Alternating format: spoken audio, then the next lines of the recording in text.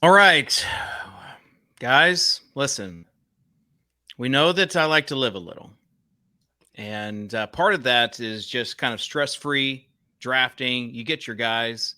But this past week, former $1 million winner, Chess Liam, put out a poll and he wanted to know who people wanted to see as the champion of this BBM3 based on the Swolecast. 362 votes were cast, and yours truly captured 36.2% of those votes. Pete, pretty close with 30.4%. Davis and Tuttle, people just, I guess, want to see them fail.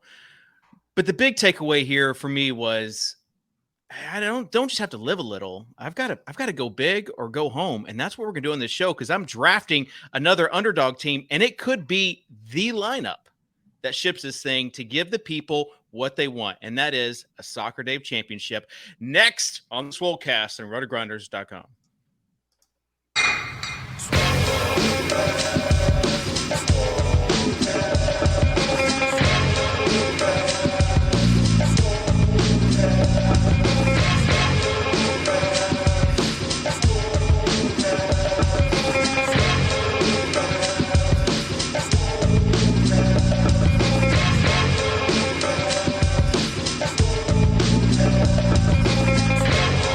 Please don't dupe me, bro. I'm begging you, don't dupe me, bro. It's the poop narrative. Kitchen's been waiting to say those words. No. For 5 years. What's up, everybody, and welcome to the Swolecast here, RotoGrinders.com. David Kitchen here alongside Davis Maddock and Pete Overzet. I want to just stop the show right now because we're about to get to the draft and we'll get to it. But I want to acknowledge something, and that is Peter's anniversary is today. And I think everyone knows that his anniversary is today. I think even he knows his anniversary is today. So I just want to say, before anyone else, Peter, happy anniversary. Thank you. I appreciate that. Lauren, Dave says happy anniversary. 9 years of pure bliss. I appreciate it, David. I almost shipped you guys a Blizzard cake, but I know how you're wanting to get in trouble, or you're really trying to get hit. So. I really appreciate you not doing that. What if I had shipped you like just a bouquet of roses, but it was to you and not your wife? I would have probably switched out the cards and played it off as my own gift. Would have been classic. Speaking of roses, Davis, he has a few more days of freedom left, and then Davis, you're gonna be handcuffed to your quarterback wide receiver. There's gonna be some correlation here. I mean, I hope so. I hope that my entire offseason of just like ruining my brain, of forever rewiring my dopamine receptors in a really unhealthy way, ends up paying out with me at least winning the Pomeranian, at least, cashing in for $3,000 after beating my brain into a puddle. Have you prepped your soon-to-be wife on what is going to happen on the honeymoon? Like, does she know? Is she ready for what's going to happen on the honeymoon? I mean, for the slow drafts? For like that fantasy football is a part of the honeymoon. Like, does she know that's part of the deal? Or are you going to be in the bathroom with your slow draft pick? Like, I want to know how open you are going to be with this. Not open at all. There's no reason. This is not. It's. There's no point, Dave. I would feel as a happily married man, you should know that it is better to ask for forgiveness than for permission. I don't know what you're talking about. I take a completely opposite line. I try to get out in front of it and feel like if I just put the full cards on the table right from the get-go, then it's like less of a blow. Because the risk of getting caught is far worse than just being like, babe, I'm going to be doing a few slow drafts on our trip. Don't worry. It's not going to take away from any of our special time. But okay, no one goes. You don't want to get started on that foot, bro. Like, no one you're goes in the on corner. Vacation. No one goes on vacation and doesn't look at their phone. Right, but no one disagrees with you on that point. Right. But you're making it seem like you're hiding something. Yeah. if it You comes want to up, start if the it, marriage off being in the corner, slow drafting a player, and then she's like, "What are you doing?" And you're like, "Oh, nothing. I'm doing a fantasy football draft." And she's like, "No, what really are you doing?" So it'd be a lot easier if you just told her up front, "Hey, this is what you signed up for." Like, if you want to tell her right after you get married, so that like she can't back out, then I get it. But I feel like you do at some point. You tell maybe her, I won't even do it. Maybe I'll just decide I don't even want to do it in the end.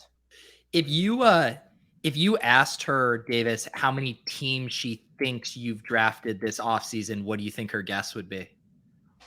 Not close to the real answer.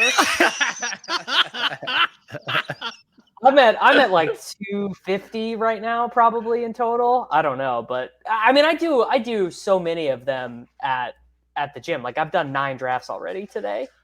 Here's the thing. I will say you're past the territory of being able to use this logic, but I really do think you could write it off as like a work expense. Like doing drafts nonstops. It makes it very easy to give advice, write articles, go on podcasts. But let's say there's diminishing returns after, I don't know, 150. like it's not enjoyable, so it definitely is work. I am officially not having fun drafting anymore. What? I told you. I have fun. I told you. With Pete, I did 5. I multi-tabled 5 drafts this morning on the stairs. It's like, okay, that's why you're anymore. not having fun. I do 1 a night, maybe 2 if I have a stream earlier that day. I'll never get to the amount of drafts I want if I'm just doing 1 though. Yeah, but for someone who talks about like EV and you gotta draft at ADP, I feel like tabling 5 drafts while working out is like not the EV that you think it is. No, I talked about this with Corinne the other day. Like clearly these teams are worse than if I was just focusing on 1, but then you have to add in the calculus of like, okay, well, if you're only doing 1 at a time, that means each minute of your time is used to generate less expected value. I tried drafting a BBM team and a DK team at the same time. Can't do that. The DK app is 1 at a time. It broke my brain. It really did. Like it was tough. And then actually it was 3. So I had 2 DK drafts and 1 BBM draft, and 2 were like, I had 2 12 picks, and then 1 was like in the middle of the round. So I was trying to like pick 1 and then 1 and then 1 so that I could have time in between picks to think about it. And it's just you're not in control of your drafts, especially like towards the wheel of the draft. So anyways, I'm gonna enter this BBM3. Let me share the screen. Share the screen so people can get in this draft with you, Dave. Don't try to hide from the people from the Red Badge Brigade. Let them get in here. I really want to get in this one with you, but it's too fun to just have you. I was also just thinking like for my time EV, like if I'm going to be on a show and watching someone else do a draft, like I should be doing one too. But I think the content will be best if we just watch Dave do it. Here's the thing. I think I am. Oh, geez. Share the screen. Let the people see how I thought I did. Made. Now it says I have to go to system preferences. Oh my God. Spoken like a true boomer. I was actually in a draft with Davis. Really? Yeah. And Davis's draft was bad. It so was bad. not good. I was at the mall buying a dress shirt, maximizing my time. You were drafting at the mall? Well, I had to go get a nice new dress shirt for the rehearsal dinner, and I was like, sense to me. Hey, it's the draft. I've got to quit. It's an Chrome hour and reopen. So y'all tell this story. I'll be right back. It's an hour of my time I will never get back. So why would I not?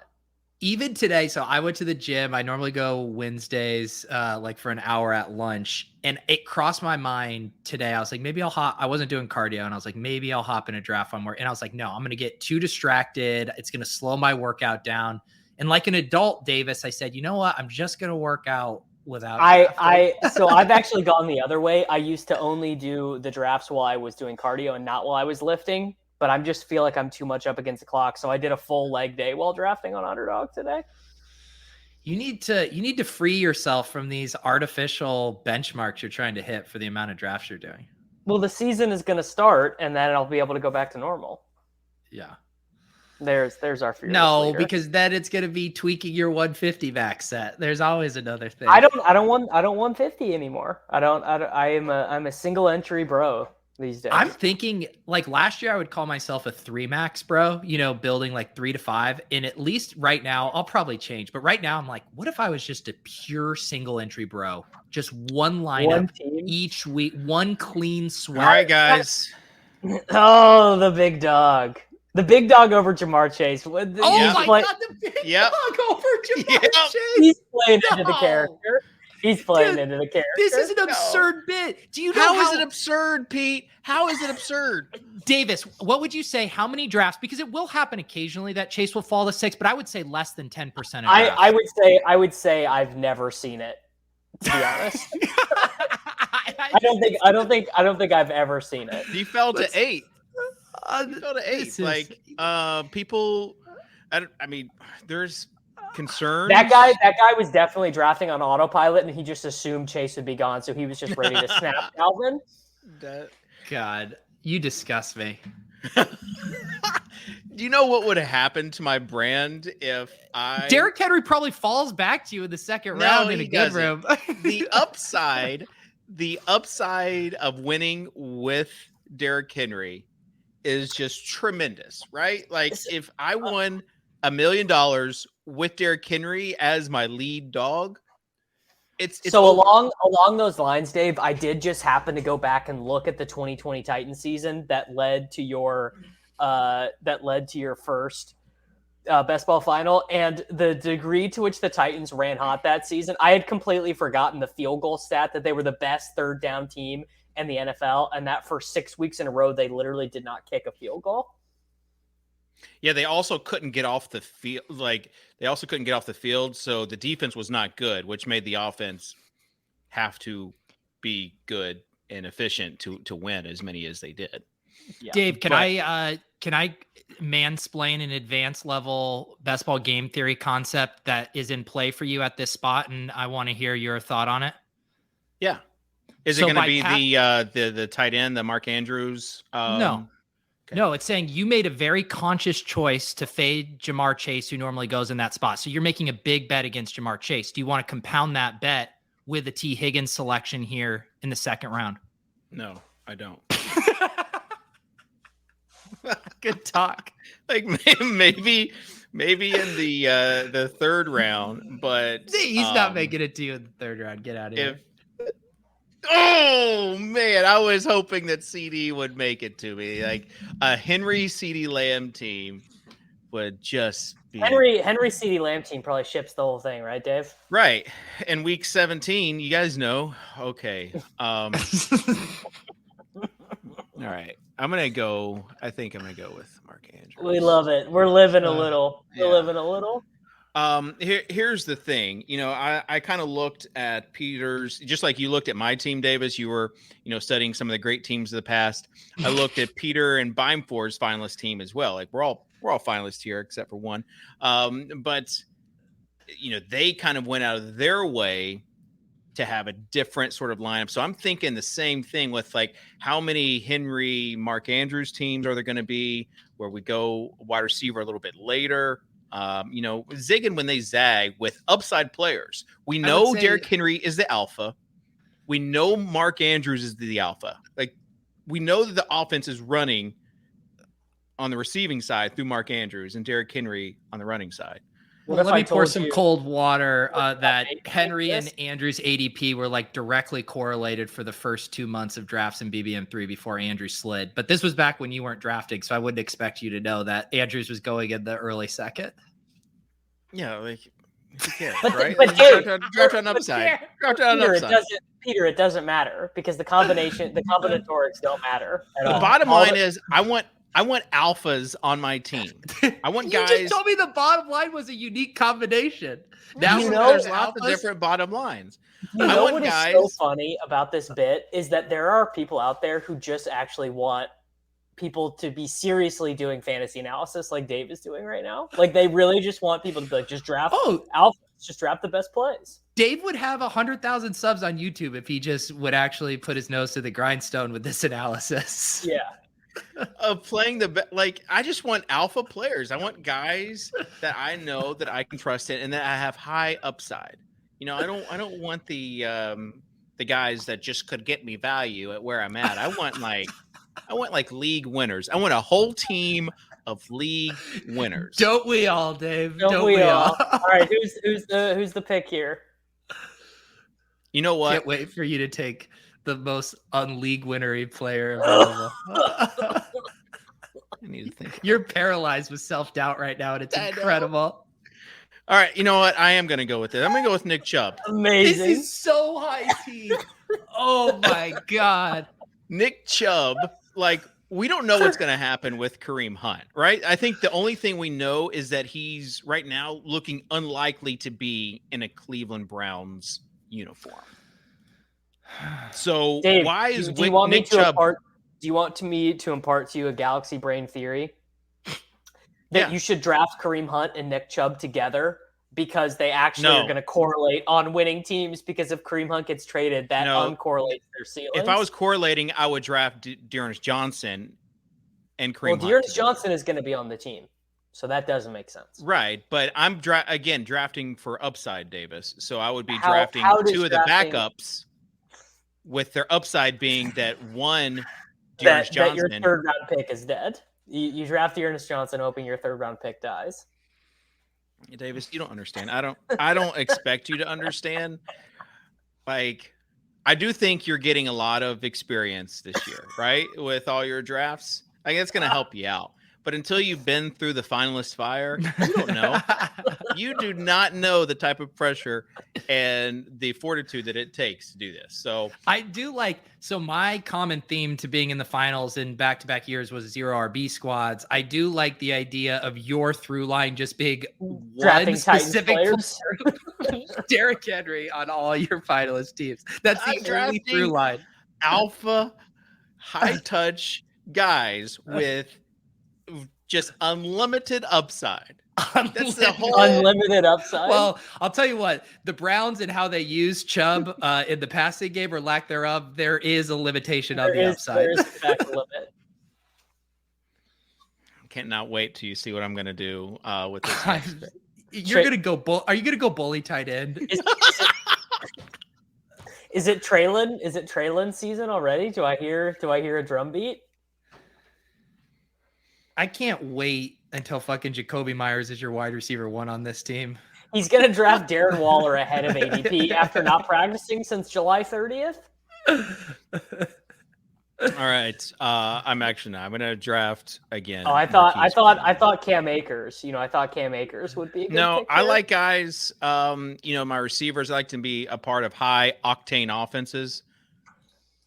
Do you want to howl at the moon for getting Marquise Brown? 1.5 picks after ADP? Value hound, Dave. You draft him by ADP. Yeah, we're again going on upside, showering. Everything's there. Explosive offense with Marquise Brown leading the charge. Now we'll see if either a tight end or Kyler makes it to me. Are you guys monitoring the chat? Do we have any guys in the chat that can see what I'm doing?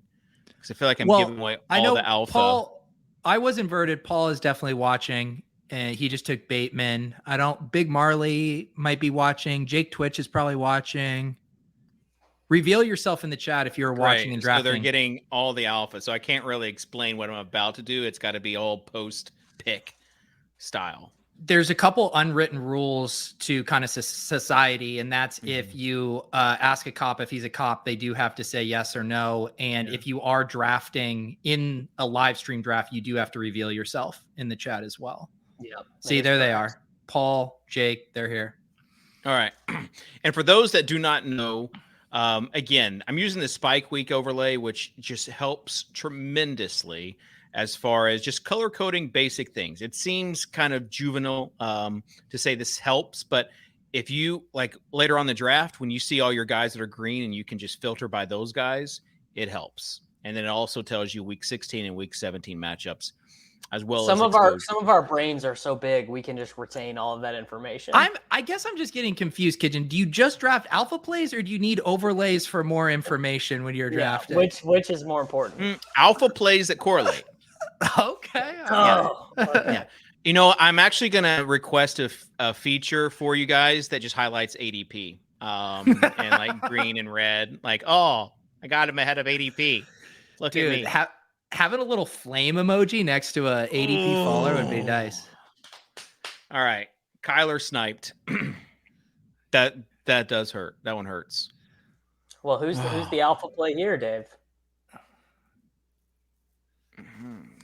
Talk it through. Let the people know what's going on. I kind of want to go with Dobbins. I think in the 5th round, he's going to be a good pick still. Anytime you can take a guy 10 spots of where he's been going for the last 3 months in a draft that's going to have 400,000 entries, I think you just got to press the button. Davis, again, you don't understand. And what you don't understand is that Dobbins and Andrews are going to perfectly correlate in week 17 when Dobbins throws Mark Andrews a wildcat pass. Was that a misclick, Kitchen? Yeah, you set up the Dobbins. I don't think I clicked draft on him. I meant to draft Dobbins. So we'll see where he goes now. We'll see how far he falls. But that's again, sometimes you got to get lucky with this stuff. And maybe Akers is it's all luck based anyway. I'm starting to think you're a value hound here. The only reason you took Akers is because I don't like Akers. I would much rather have Henderson. I don't like Akers. I don't like that pick. If I get lucky, so be it. But I do not like that pick. Flash forward to 25 minutes later when Kitchen talks himself into a handcuff situation with Henderson and Akers. No, it won't happen. Yeah. Not this time. I've learned from my mistakes. I did go back and look at that Live a Little team that we drafted in the puppy. Was it beautiful? It has not been kind to the guys that I drafted, like all the news and stuff. It's you just would you would think that a team where every guy was drafted 10 spots ahead of their ADP, you would think the news should be good, right? The news, because if you're drafting guys ahead of ADP, you would be anticipating favorable outcomes for them in the future. Davis, if we had a drinking game where every time you said ADP, they had to take a shot, people would not be able to watch the rest of this show. That'd be I get it. Game. You like ADP, but not everything revolves around ADP. Except your last 2 picks. So would you then prefer a game where the players were just like in a random order or an alphabetical order when you were in these drafts? Would you think that would be a better game? No, I would rather like a game where ADP doesn't matter and I'm just drafting on upside, just ceiling projections. So it's like daily fantasy sports. I do not understand, Davis.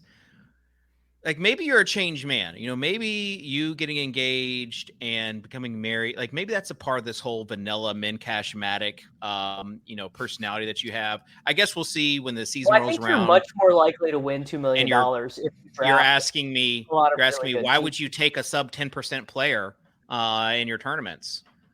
Why do you want to be unique? There's a lot of conversation going in the chat how you're thinking about the running back structure of this draft and how many running backs you're going to ultimately be looking to take. Can you speak on that? Yeah, I don't feel like I can give away the alpha right now because that just gives my league mates, that just gives them a leg up. And we all want to know if this is a 4 running back build or a 5 running back build, or if you're truly going to live a little and do more than that. Oh, no, it'll be max. It'll be max 5. No, I guarantee he drafts 6. No. Kitchen's structure is 2-6-6-2 is his base structure. Mooney at this price, the value hound can't resist it. He loves ADP. I wish there was a game where it was just based on ceiling and not on ADP. You could have drafted Treylon Burks, so I think we all could argue has a higher ceiling than Mooney, is more of an alpha play than Mooney, plays for the Tennessee Titans, and yet you're such a fucking slave to ADP you had to take Darnell Mooney. I'm not a slave to ADP. If anything, I'm a slave to like recent news and trends, right? Did you see that long bomb from Fields? The Bears news has been all bad. except for that one thing that they're gonna have to throw the ball basically because no one else wants to play for them. You know what news has been like really bad though? Boots on the ground take from you, Pete. The Pats, like it's like Reeves all over again. It's like Reeves is like the beat writer. Debbie Downer Reeves is the Pats beat reporter. Like these guys all look like shit. I subscribed to Sharp Football for Reeves's rankings, and there were 6 players on it. Who not to draft? You know what did finally happen though? What? The flippening. Ramondre's ADP is now ahead of Damian Harris. Yeah, two big flippenings this week. Justin Jefferson over Cooper Kupp as well. That one is very strange to me. I think I'm spending all day on Twitter arguing about it. Like I would not do that. But I do actually totally agree with him. Like I don't there's nothing that's happened that's changed my mind that I should take Jefferson over Kupp. You'd rather spend your morning arguing with Frisco Josh about Bitcoin for the millionth time? Yeah. I thought we had a some nice more productivity hacks that you got up your sleeve, bud. I'm just really excited. I'm really excited to see what you do here because I think we all know what's coming down the pipe. I don't think you do know what's coming down the pike, Davis. You're a real fraud if you don't take your guy here. So put us back on the screen. We got to see Kitchen in a state of panic trying to make this selection. He's got such a. I know this spot of.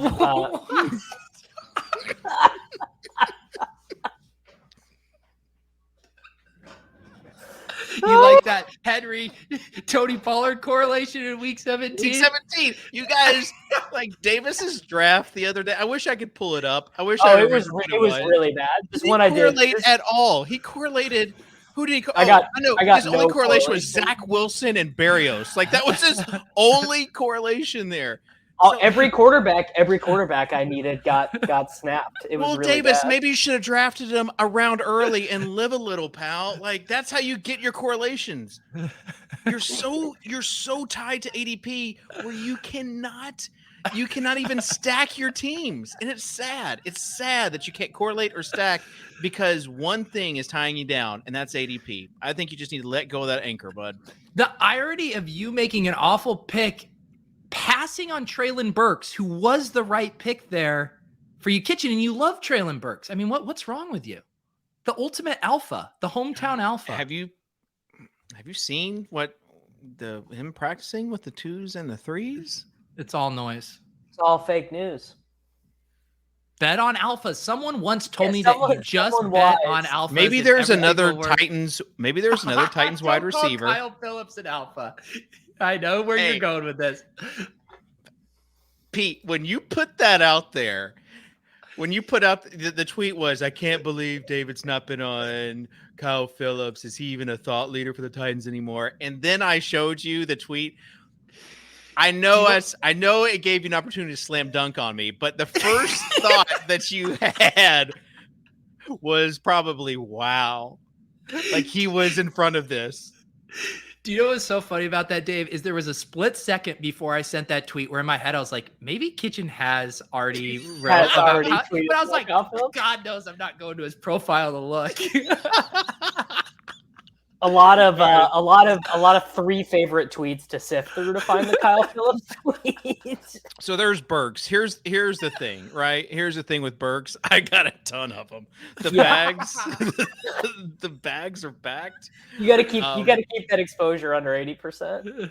So, man, I was listening. Is there still time in the Best Ball Bros video to show this masterpiece that Kitchen is building? This four running back, 2 wide receivers. Tomorrow, the Best Ball Bros video comes out, and let's just say both of these men might be represented in it.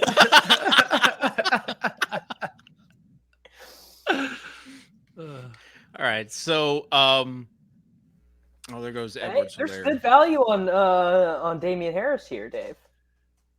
Yeah, there is. What are you? So you looking at setting up the Fields Mooney with the no week 17 bring back is the vibe here?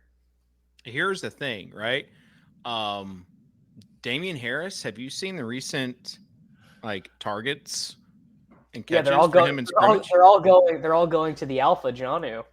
Jonnu and Damian Harris. I'm just saying. All right. Sounds like you've been grinding a lot of news, Dave. Of course I. Well, he has to figure out who he wants to keep in his 10-team home league. So he's You been gonna reading draft Roto the former generation's Kyle Phillips here? Oh man. Let's see. All right. I think Goddard is a good pick. Yeah. Yeah. Let's do it. Jesus. Let's do it. David, do you want a crossbook in BBM3? Yeah. If yours is like the one that you had, then for sure. Yeah. Kitchen, can I ask a question? When do you plan to draft good wide receivers? I'm just curious. Well, what you fail to understand, Pete, is that wide receivers are all the same. They all get target. I mean, they're all made up words. Target. Again, they're all the guys. same. It's all about upside, and sometimes. What's the upside case with Dallas Goedert? Kitchen, I'd love to hear it. Yeah. Is he an alpha? Sure. He's a guy that this offense could take off. He's no longer competing for tight end targets anymore. He's going to be so if you think that Hurts and this offense takes the next step like the Bills and Josh Allen did last year, then would you want a piece of that in Dallas Goedert? Yeah, I'm trying to get a little piece of that. Plus, if you saw in week 16, the Eagles play the Cowboys. So I'm structuring it. I know it's a little bit like chess to you guys as checkers, but I'm structuring it to where there are multiple ways that I can make this final. It's not just putting all your eggs in the week 17 basket. You got to get to week 17. You do. And I'm not thinking you're going to get there with this team, but you're wrong. Let me see. I mean, all the values up top with the running backs. I mean, Singletary would really round out this room. Yeah. Oh, Dave's just skiing into the avalanche here. Albert O, the advance rates on 3 tight end builds have been pretty good. Yeah. All right. Okay. Oh, Dave. Finally made a good pick. Congrats, Dave. And now you said, Dave, you guys disagree on Claypool. Pete, you like him. Davis, you don't like him? I like him a lot as a 5th wide receiver on most of my teams. Okay. But you agree that he has upside, though. That's why you're drafting him as a 5th wide receiver? I have no qualms with that pick. I think it was a good pick. Okay. Little correlation. Who does he play week 17? Wow. The Ravens. He's done it again. You know who he also plays? J.K. Dobbins, but you fat fingered that one. I know. What if that's I think J.K. Dobbins and Mark Andrews have to be the most negatively correlated teammates in the league. Yeah, probably. I engagement farmed this the other day, Pete, and I want you to plant a seed from this engagement farming. What do you think are the 2 most commonly drafted players together? There were a lot of good answers. I think it's got to be Justin Jefferson and Kirk Cousins. Like what percentage of the time does the Justin Jefferson drafter draft Kirk Cousins? Like, got to be the highest. Yeah, but just pure math base, it has to be something closer later. I mean, I think do you know, I feel anecdotally like 50 to 60% of the time the Diggs owner takes Josh Allen because their ADPs are directly correlated. That's harder. So that's true, but it's harder to get Josh Allen because the cost to acquire is greater. Whereas like Kirk Cousins, you can take any time in between round 10 and to 12 pretty much. I will say that could be true. Whenever I have Jefferson, I'm never going out of my way to get Cousins. Like I don't. I am going out of my way to get Kirk Cousins because I can't think of 2 players whose outputs are more correlated. Do you know who, if they have a good offense, I'm going to be completely screwed on? The Colts. I don't have maybe a couple of Hines shares, and that's it. Well, some of us have spent all summer going all in on Christian McCaffrey for Max Payne. Like that, I mean, pretty clear how I lose at best ball this season, which is Jonathan Taylor repeats last year and Christian McCaffrey limps off in week 3 again. Like that'll be pretty bad for me. Yeah. No, I'm joining you on the C-Mac train. Like we're both we've already talked about. He's got upside. Yeah. And so Dave, does Derrick do you Henry, know though. Do you know that on TikTok everyone is pro Derrick Henry over CMC? Really? That's the Man, take. That's the I've popular take on missed. there. I already said yesterday I found out in pickleball there's something called the kitchen, which like is a key area in the pickleball court.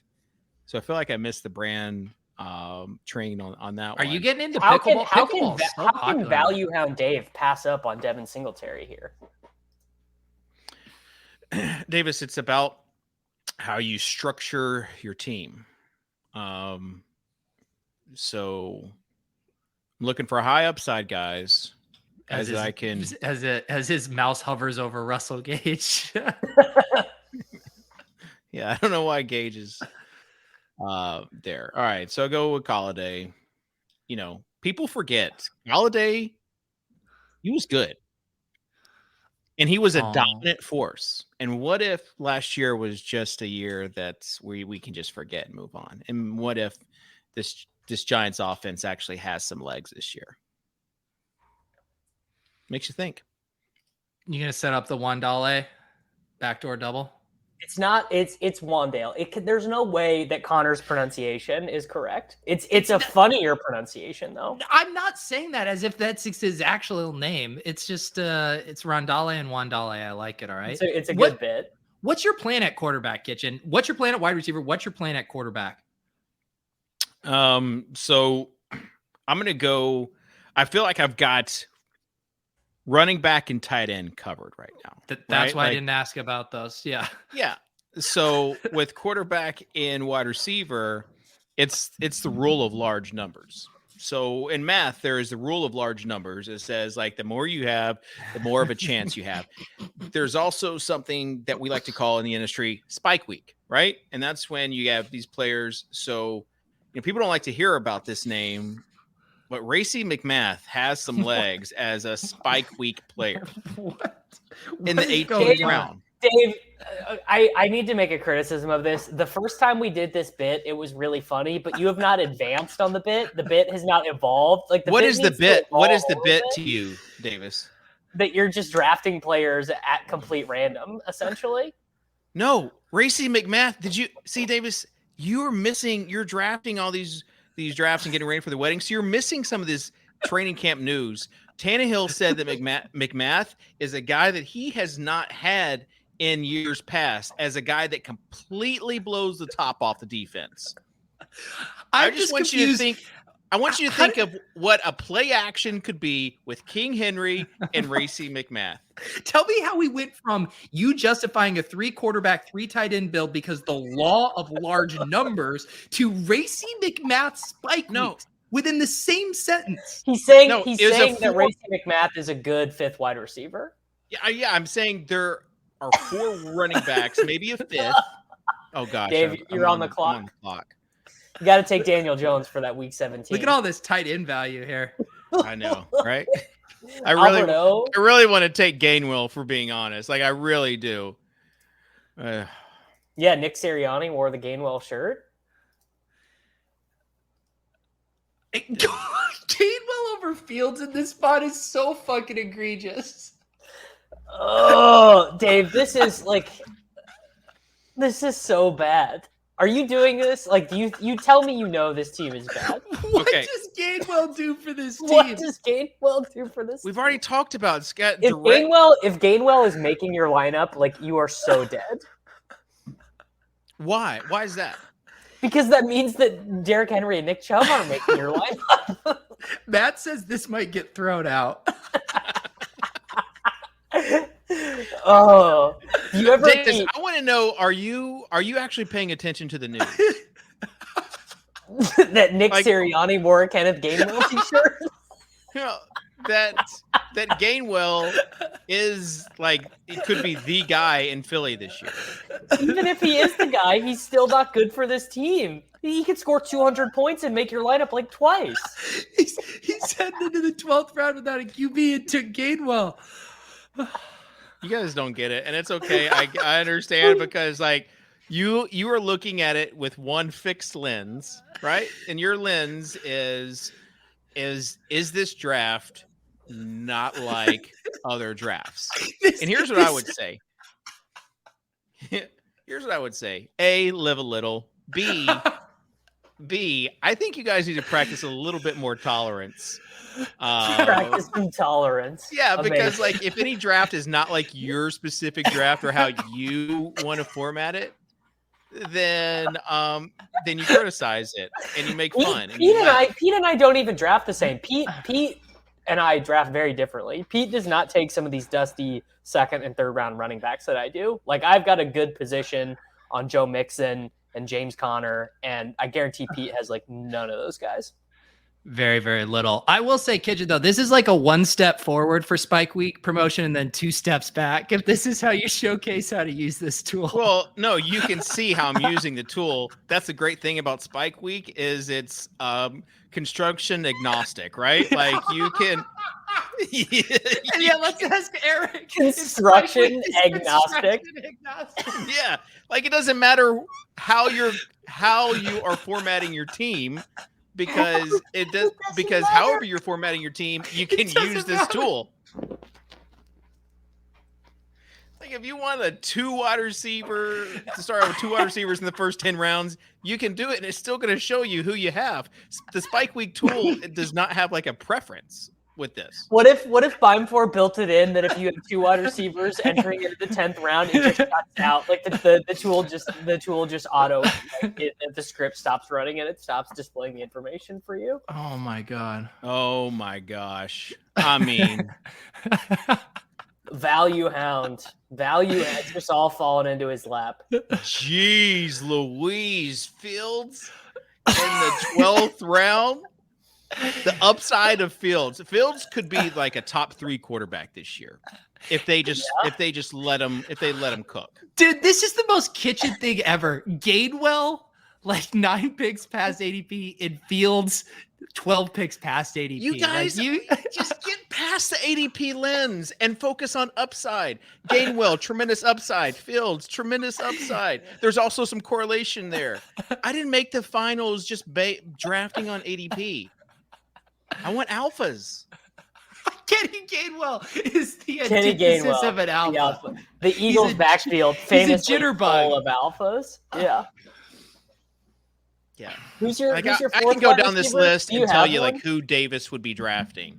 Who would I be drafting? Please, let's go down He's the list. scrolling. Marvin Jones. No. Give me Brian Edwards. No. Paris Campbell. All these Definitely like, vanilla. not. Paris Campbell, like the idea of Paris Campbell being a player who's not an 18th round pick is one of the most laughable things that the market has done. But who are you? This is a legit question. Who are you guys taking late round for the Colts? Doolin. He's been smashing camp, and Frank Reich said on. Oh, so you are grinding Friday? some of the news. He said I can guarantee Doolin will have a role on the offense. I was taking Romeo Dubes in the 18th round, but now it's all that's not happening anymore. Dang, I don't trust Fitzkane or Holman. Who? What? What did you just say? I don't trust Fitzkane or who is that? Who is Fitzkane? Oh, these guys. I thought you were referencing NFL players. I thought that was like so a blinded by one specific strategy. I'm actually taking a look at who they have on their roster as far as who could get back to me. It's just Dave. You set up your Danny Jones pick here. It's perfect. Yeah, I know, but I don't trust them because, like, who are they going to pick? Mac Jones? What do you mean you don't trust them? This was the pick that needed to happen. No, I know. Congrats. I'm taking it now. Like, I would usually wait a little bit, but taking it now. Why would you wait when all that matters is upside? Why does waiting matter? You know, it's a good point, Davis. J.D. McKissick would have been nice, and then you could have seen if Daniel Jones fell to you. Okay, here's what would have been nice. This is a little bit revisionist drafting. People are seeing how the sausage is made and how a finalist brain works. Taking any player on the board other than Kenny Gainwell? I wish I would have waited a little bit because I am high on Khalil Herbert, and he would have fit well with this team. He correlates with Justin Fields. Why can't you take him? Fields and Mooney, because I already have 5 running backs. I'm thinking that's not a viable strategy. Why does the roster construction doesn't matter? It's all about upside. No, the roster construction does matter, Davis. Gosh. Why would it matter? Bless your heart. So you still want to have like a decent roster construction, but it's all about what that position with the construction gives you, right? So like if you go heavy on running backs to start, then you don't want to continue going heavy on running backs. You want to maximize your chances with wide receivers. So with that being said, wide receivers heading into explain the Kenny Gainwell pick. That's what I'm saying. That's what, Pete, listen. Dave considers you're hearing me? Dave considers the 12th round early. You're hearing me? I just said if I could go back and redo that, I would not draft Gainwell. I would draft a wide receiver in that position. Okay. All right. I missed you waving the white flag on the Gainwell pick. Yeah. So we have Pete, I had this very embarrassing like fantasy football epiphany, but like it really is as simple as to why wide receivers are better on Underdog, even though it's 0.5 PPR. And it's truly as simple as event-based. 3 is more than 2. It's the same thing. It's NBA logic. It's like 3 is just a bigger number than 2, and it's really that simple. And it's more likely that a wide receiver is going to be is going to be able to access a big ceiling there on a single game basis. Yeah. I will say that drafting on Underdog, I've been drafting most of mine, probably 80% of my drafts up till now have been on DK. And part of it is because those 2 extra picks, it just, you wouldn't think that going from 18 to 20 does anything, but it does. It feels like you can get whoever you want. Racey McMath picks. You can just get them every time. Right. And like when you're constricted to only 18 and I feel like I don't have a life jacket on when I only draft 2 quarterbacks on Underdog, right? Or I only draft 2 tight ends in our lineup because it's like I don't have any support system if something happens to those guys. Whereas DK, it's easy to do 3 QBs and 3 tight ends and just maximize your other guys. What's your feeling on Beimfor's recent tight end strategy for late round tight ends, Davis?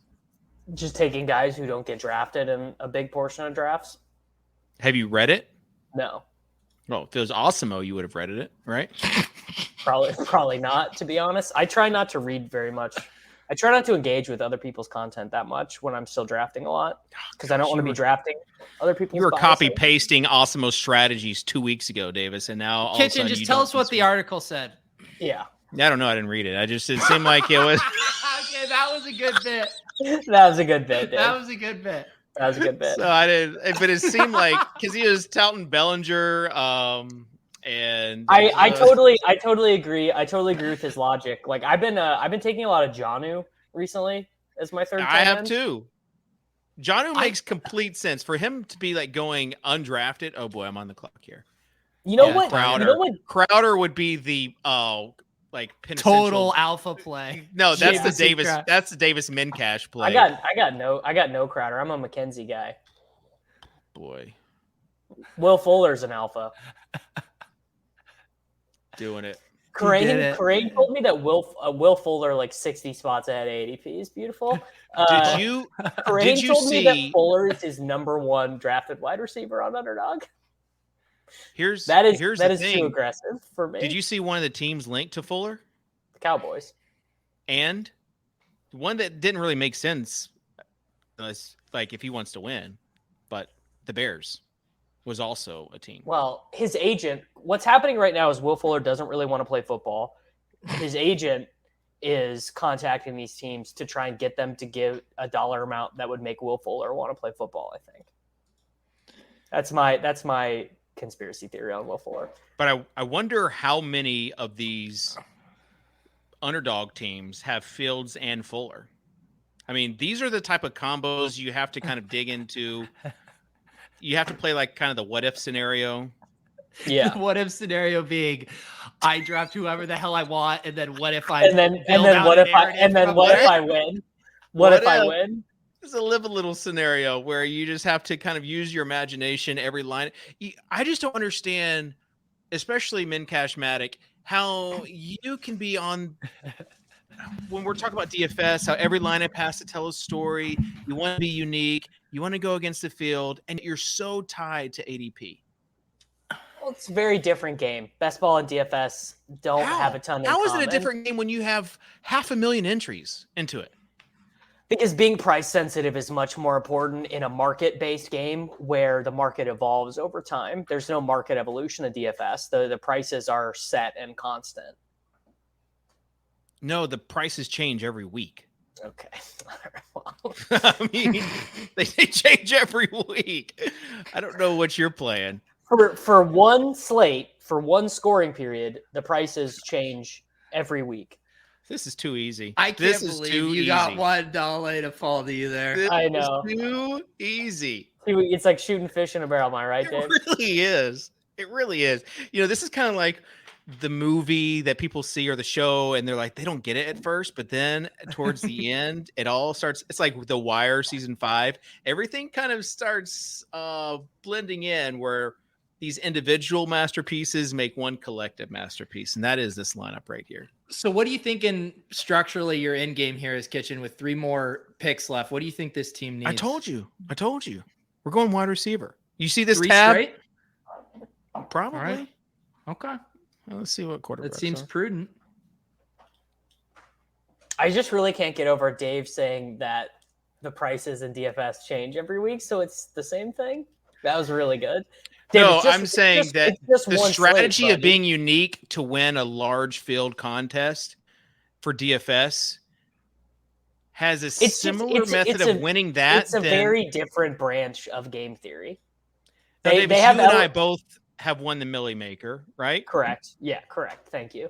And we won that where it was like a 200 place tie, right? It was like 480 places. Couple G's. I would have won too, but I didn't realize the salaries changed every week. I was using the salaries from before. He was using the old salaries. That is Davis's ultimate goal, is to tie with 200 other teams that have his optimal lineup in here. My you don't want to be is to just lead me to what is going to give me the most amount of money. Kitchen, your logic with best ball and ADP applied to DFS would be you routinely not using $10,000 of the salary cap. It would be leaving salary cap. Yeah. Exactly. And people do that. People do that for showdown based contests. They do. Yeah, they do. That's a good point. I think that you do actually make a good point that best ball probably has more in common with showdown contests than main slate. No, well, I would say the battle royales, the daily Underdog ones are more analogous to showdown because they're less rounds, 6 rounds, and much of the player pool is duplicated. So going off of that makes way more sense. Yeah, that makes sense. Hey, Pacheco just went at the end of the 15th round. Yeah, people have gotten to people are gonna be mad when he's on the practice squad week 1. But there's just so much smoke around him. Like how Ian Hart's just had maybe my favorite tweet of all time. If you've not seen it, was it the one where Max gives all his traits? No, that was really good too. But he showed 3 videos from Chiefs training camp. One was Isaiah Pacheco with a good pass block. One was Clyde Edwards-Helaire with a good pass block. And one was Rojo with a good pass block. The Rojo one had 1,000 views. The Clyde Edwards-Helaire one had 10,000 views. And the Pacheco one had 117,000 views. Like people are just it's peak. People are seeing what they want to see season. I do think going back, we did that hypothetical a lot, like if you could know one situation or whatever. Sure. I mean, the Chiefs in general, both the running back and wide receiver. And wide receivers. That's why I think the answer is like Juju, right? Because if Juju's smashing, I mean, one, you can probably just have confidence that the offense is pretty good, but you can like literally take him every draft. Oh gosh. I just drafted Bell, but I saw his status for kickoff. Is that for this week or is that like week 1? I just wasn't even aware people were still drafting David Bell. You missed the highlight from yesterday, gosh. You want Jacoby Brissett's 3rd wide receiver? Davis, again, there's all these what if scenarios. Like, what if it's not Jacoby Brissett? Like, what if they trade for Jimmy Garoppolo, or what if I have been drafting naked Jimmy G on some teams just in case in the 18th round, just in case. What would the upside be with Jimmy? Like, is he going to be a top 10 fantasy points per game quarterback anyway? He just gives you like a little bit of cushion, a little bit of insurance. Kitchen, it did seem like you were heavily on the wide receiver train, and I can't help but notice the introduction of the QB tab to this end game here. You're starting to get a little spooked on a Daniel Jones. I just was seeing what was out there. I was seeing, sometimes it's not just about the draft that you're in, it's about the drafts that you're going. So, like, I'm doing research right now for my future drafts. Yeah. I want to see kind of where the market is. So then why would you have running back and tight end for future research too?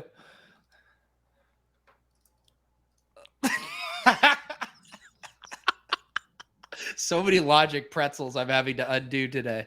Oh, yeah. You try to talk about logic pretzel. You guys drafting CMC and then just completely laughing at Derrick Henry in the middle of the first round whenever he just dominated last year. That's a logic pretzel. And Ian Harditz is on my side. You got me. You got me. You and Ian hoisted us by our own petard. Did you see the picture of him signing autographs? It's incredible. Yeah, incredible. Case Keenum? Totally. Yeah. Not Case Keenum. No. I feel like we're in McMath. Do I need to go Pringle here? Lifeline. Do I need to go Pringle here? Isn't he hurt? No, I would take Samuel. Would you go Samuel or Pringle? Why aren't you going to round out? You get a double stack here, Kitchen. You love correlating. Yeah, but Velas was probably available. That's what I said. I literally said Pringle's hurt. How about Velas? I didn't hear that. I was just... You have to tell me that earlier. There has to be a sense of urgency when I'm up against the clock. All right, Racy McMath to close this out. Or Nick Westbrook-Ikine. Or Kyle Phillips. See if he's already been taken. Dave, can we get an exposure check after this draft? You see right now, I don't have any Kyle Phillips on Underdog, so maybe I need to change that. After this draft, we're going to your exposures tab. Can we just do another one? This was I kind of enjoy having hard out. I like Davis. I think there's a word for you not enjoying the act, but you enjoy watching someone else do the act. Oh yeah, this is like watching disaster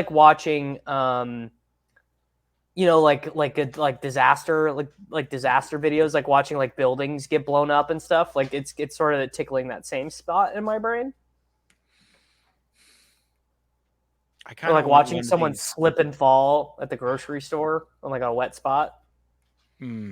I do. Justin Ross upside? No. No, Davis, don't. Travis Fulgham? Me drafting like a Justin Ross or a Mechie in the 18th would be what you guys would want, but I'm trying to win, you know. And that's why he took Kenneth Gainwell, the ceiling guy, round 12. That Travis Fulgham Fitzkane took Kyle Phillips. He took Kyle Phillips. This is why you said you can't trust Fitzkane. Yeah, I told you can't trust him. Unbelievable. He knows that Phillips has been running with the ones. Oh, gosh. He's been playing over Burks. It would not surprise me if he starts the season playing over Burks. That would surprise me. I would be surprised by that. I would go as far as they're going to be playing different positions. Silva called Burks a manufactured touch guy today, and it just hurt. It really hurt. Doesn't make a ton of sense given his frame. I mean, I can see that being the way they get him the ball, but like generally speaking, you think of manufactured touch guys being like Wan'Dale Robinson size. Well, and can't we not use that both ways? Like we all get excited when it's like the guy's going to be the big slot because we're going to put him in the slot and manufacture touch. Don't we want them manufacturing touches for our players? Kitchen, you've been hearing the drumbeat on Michael Thomas. You buying? Oh, I've already got a bunch of Michael Thomas. I've already had a bunch of Michael Thomas and Have Kamara. we gotten the official Socrdave position on Taysom Hill on Underdog?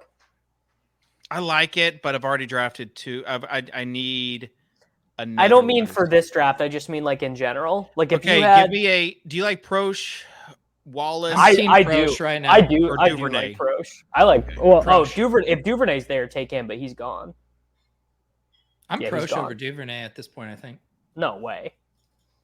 Because I talked about this with Corain because the only way Prosh plays is if he wins the slot job outright. But Duvernay can do boundary or slot. He's played both. Well, Kitchen actually already drafted the Ravens' future outside wide receiver in Will Fuller, who he's actually going to play for both the Bears and the Ravens. And he's going to get traded. Yeah. Yeah. So let's just recap this team. Please do. I've got 2 quarterbacks. This is just, again, in the finalist mind, previous finalist mind, what I'm thinking. Fields and Jones both have the ability to rush and throw. Last year, off years. This year, they have room to grow, right? Like we know they could be explosive. It's a boom or bust type of thing. And that's what I'm going for. I'm not going for min cashing right here. Like I'm not going for the Kirk Cousins. I agree that this team will not min cash. Yes. Thank you. So Fields and Jones, and then the alpha running backs, Henry, Chubb, Akers, and then 2 backups that if they get that feature role could just completely dominate.